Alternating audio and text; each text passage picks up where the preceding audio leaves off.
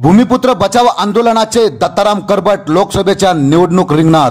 पालघर जिल्ह्यात येणारे विविध प्रकल्प स्थानिक आदिवासी शेतकरी मच्छीमार आणि जनतेसाठी फायद्याचे नसून त्यामुळे स्थानिक भूमिपुत्र उद्ध्वस्त होणार आहे अशी भूमिका घेऊन काही दिवसापूर्वी भूमिपुत्र बचाव आंदोलन स्थापन करण्यात आले होते। मुंबई बडोदा द्रुतगती मार्ग, वाढवण बंदर, बुलेट ट्रेन, MMRD आराखडा, सागरी महामार्ग अशा अनेक प्रकल्पांना विरोध करण्यात आला आहे। सर्वच राजकीय पक्षाकडून खुलेपणाने या प्रकल्पांना विरोध करण्यात आला नसल्याचा आरोप भूमिपुत्राकडून करण्यात आला आहे। त्यामुळे यावेळी येणाऱ्या लोकसभा निवडणुकीत स्थानिक नेतृत्व दिल्लीला पाठवायचे अशी भूमिका घेऊन भूमिपुत्र बचाव आंदोलनाने गुरुवारी भूमिपुत्र अध्यक्ष काळूराम धोदडे यांच्या नेतृत्वाखाली बैठक आयोजित केली होती। यावेळी संघटनेचे कार्यकर्ते उपस्थित होते।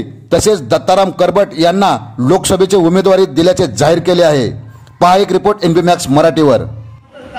अरेरावी चाललेले घटना जी आहे त्या घटनेप्रमाणे सरकार कुठलाही चाललेलं नाही आणि मोदीच्या याच्यामध्ये या देशात शेड्यूल एरियाला आजपर्यंत कुणी हात घातलेला नाही। सरकार म्हणतं की सुप्रीम कोर्ट असं म्हणते की आता शेड्यूल एरियात मला आज लोकसभेची निवडणूक जाहीर झाली आहे। या निवडणुकीच्या माध्यमातून अनेक पक्ष पार्ट्यांना अनेक वेळा आम्ही मतदान केलेलं आहे।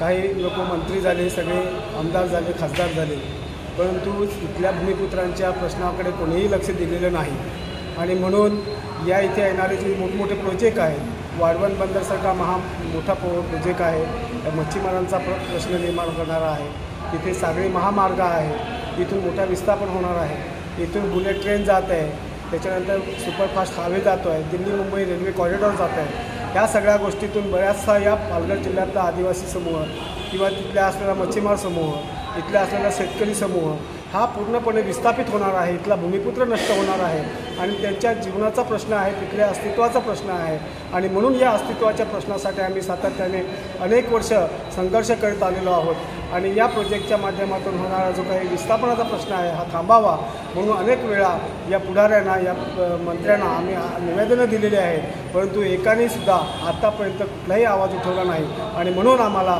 भूमिपुत्र बचाव आंदोलनाच्या माध्यमातून या निवडणुकीमध्ये उभं राहावं लागलं आहे आणि आम्ही ते भूमिपुत्र म्हणून निवडून येऊन या भूमिपुत्रांच्या या जो प्रश्न आहे ते सोडवण्याचा प्रयत्न करणार आहे।